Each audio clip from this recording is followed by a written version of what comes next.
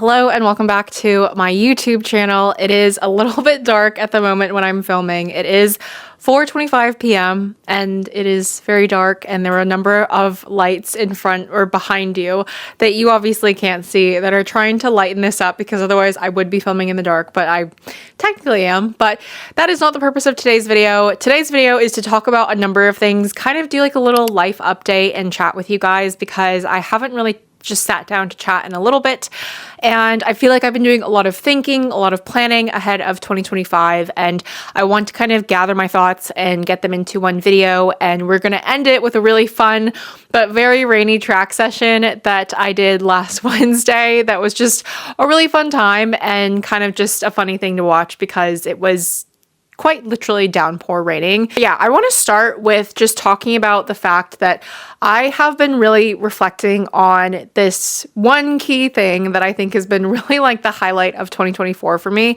And it's that I have had a year of plateauing in my running, aka I have not had any PBs in any distances, 5K, 10K, half marathon, marathon. I mean, granted, I did focus a lot on purely the marathon, which is probably a mistake, but I also have been going through a lot of things in my personal life I've sort of opened up about on here, but I don't think that that's genuinely an excuse, and I feel like there was more that I could have done, or there was maybe a different direction that I could have taken my training or my racing. And these are all things that I've really sat down to think about and kind of just like reassess before we go into 2025. So yeah, let's just start with the fact that I haven't had a PB this year, because I'm very well aware that I've not been running for a very long time. I've been running for 4 and a bit years now, and it's very normal from all of the runners and well experienced runners that I know to have years like this where you just don't PB. And I think that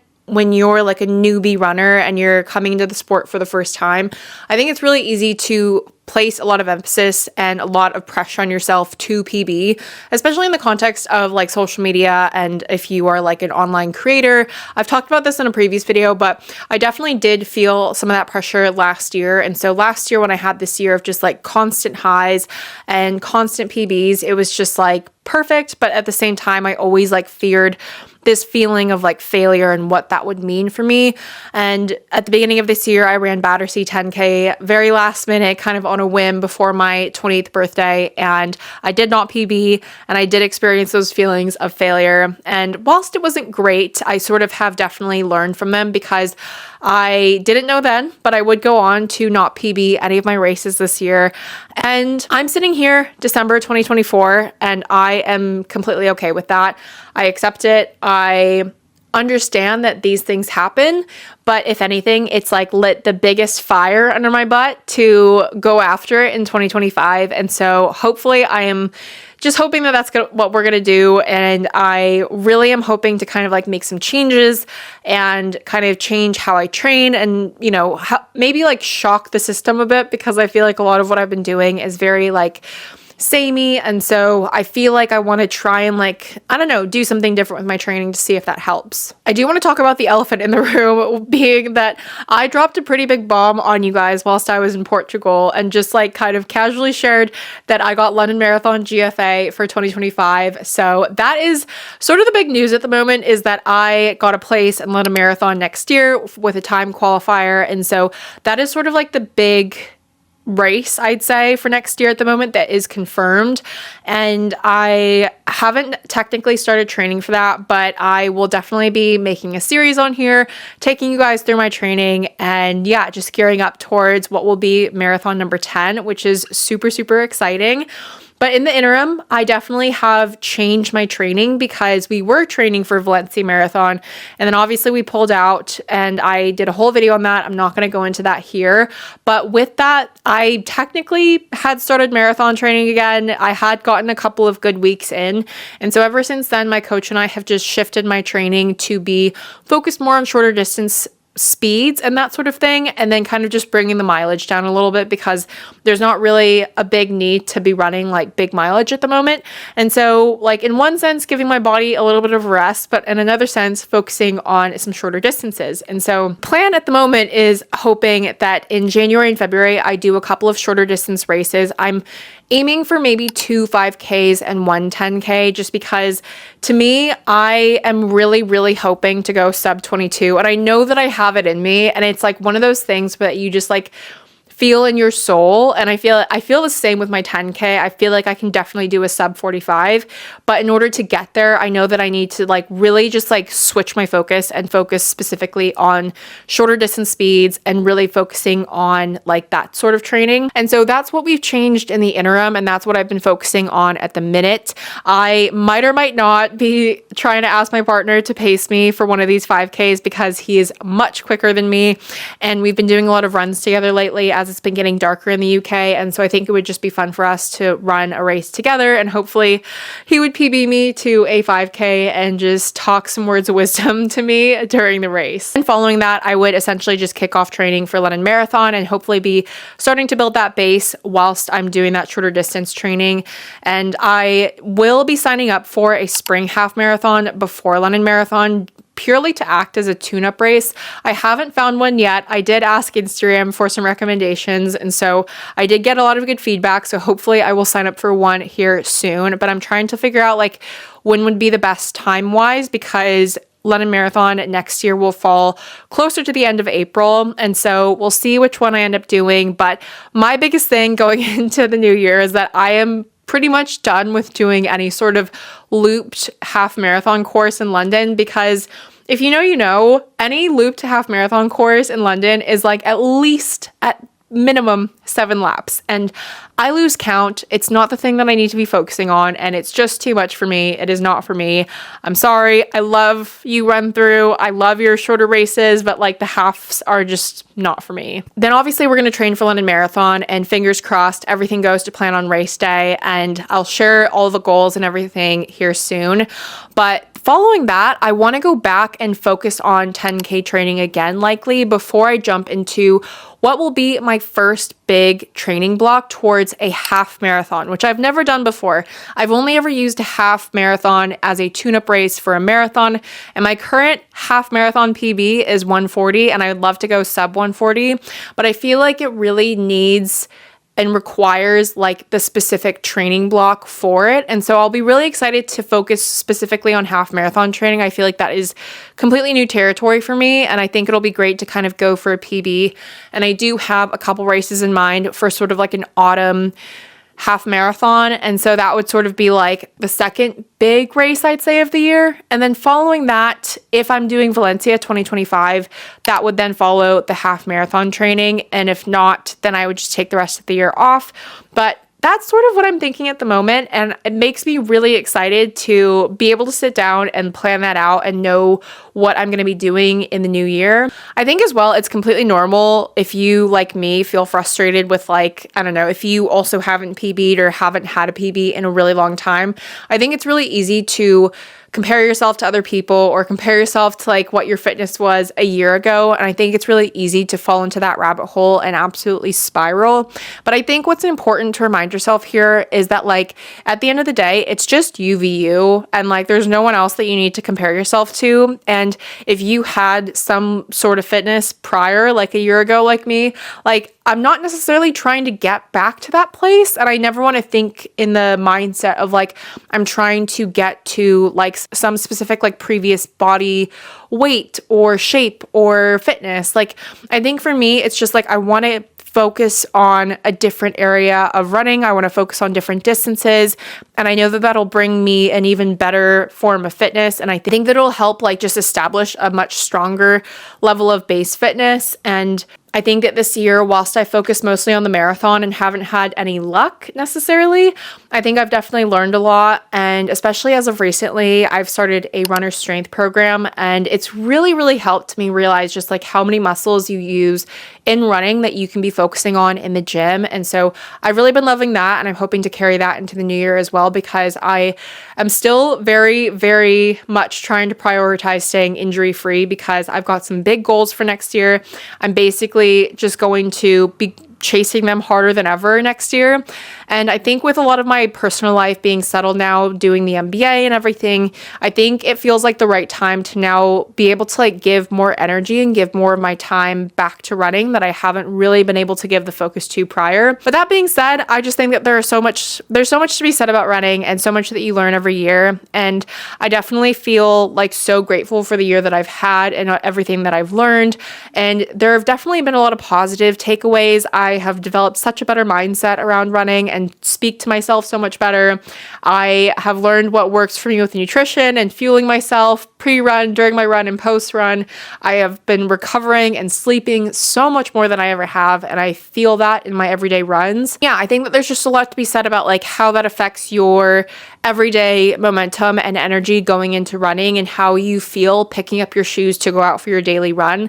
And so I'm hoping to continue that and be able to, start the year fresh and hopefully get some PBs in the early new year. But that's kind of just what I wanted to touch on today.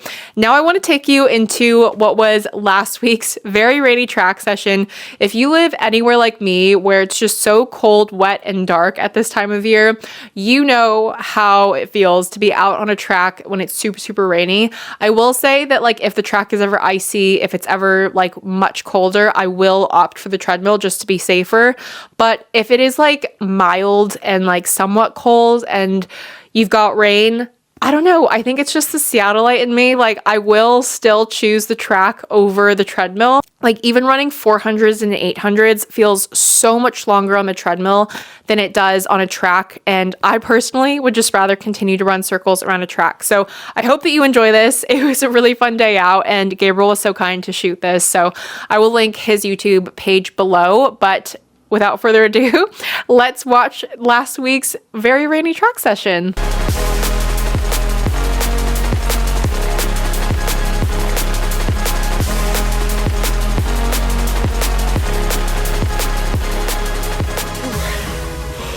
Bit worried about that. What's the workout for today? So I've done 1600, 1200. Now I've got 800, 400, and then we'll go 1200, 800, 400, and then done. 90-second recovery in between. It was pouring rain, but now it's getting a lot better. But it's nice because there's not a ton of people out on the track, obviously. So yeah, just taking it in, but feeling good. Got the Pro 3s because we didn't want to get the Pro 4s dirty. But yeah, about I think 30 seconds, 15 seconds until I start again. But hopefully getting faster every time.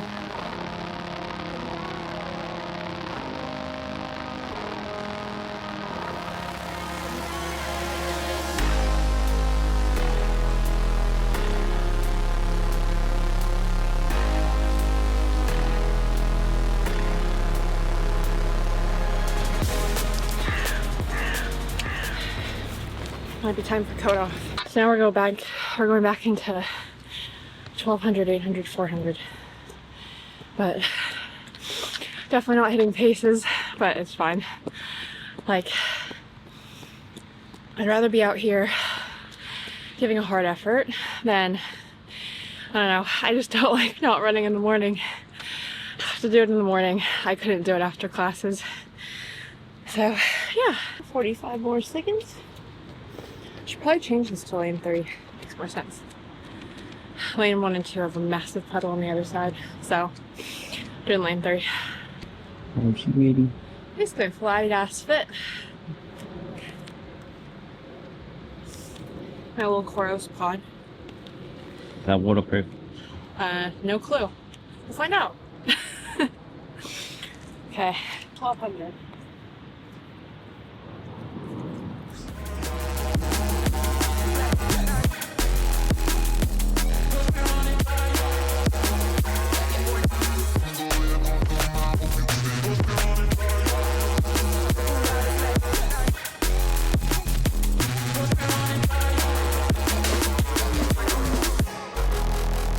How was that? I can feel my legs starting to like blow up a bit, but it was like second lap it felt like that, and then third lap I was able to press through it.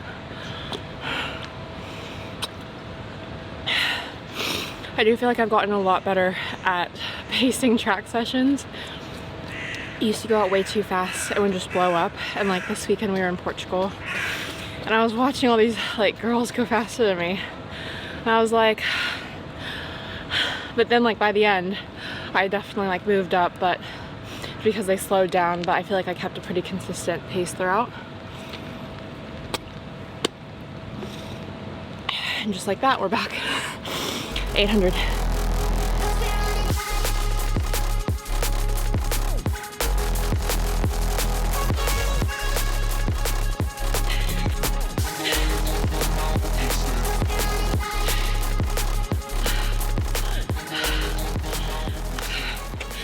Oh.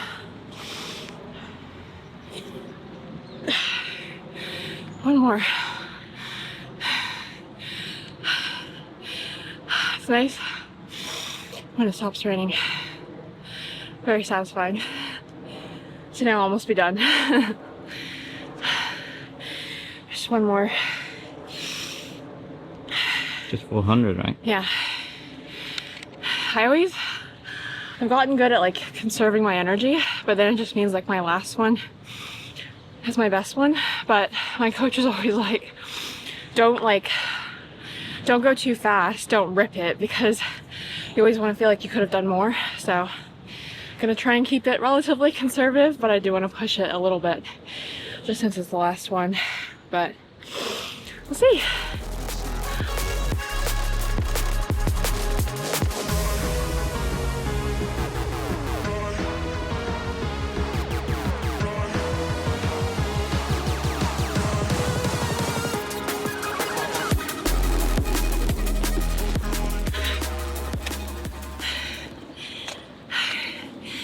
Done.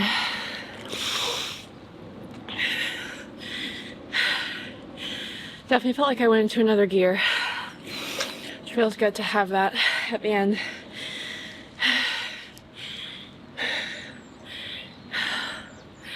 Now I just cool down. That was pretty solid. Yeah, boys. Let's see what Cora says. Just that water. I always look at these two. Excellent efficiency, medium training load. Was pace, was mostly on threshold and anaerobic endurance. Heart rate, I don't really pay attention to heart rate very much. And yeah, training focus VO2 max. But yeah, I almost wonder if like these ones were off slightly, because I changed it after the first 400 to lane 3, but the first 4 I was also in lane 3. But I mean, if that's correct, it's also just like a really good sort of like progression. So that's good. Yeah, it's really solid then. Well, thank you for joining me for this very rainy track session.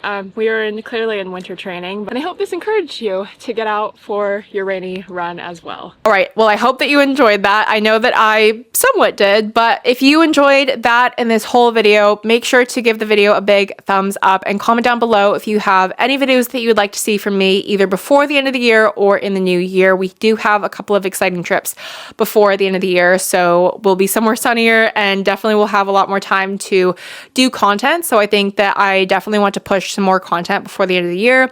But if you haven't yet, make sure to subscribe. I come out with a new video every single week at 10 a.m. GMT, though sometimes I will put out an extra video just for the sake of it. So I hope that you enjoyed the Portugal vlog recently, and I hope that you look forward to some more exciting videos in the new year. And I'm so grateful for you being here. And yeah, if you made it to the end, I appreciate you. But I'll see you in the next video. Bye.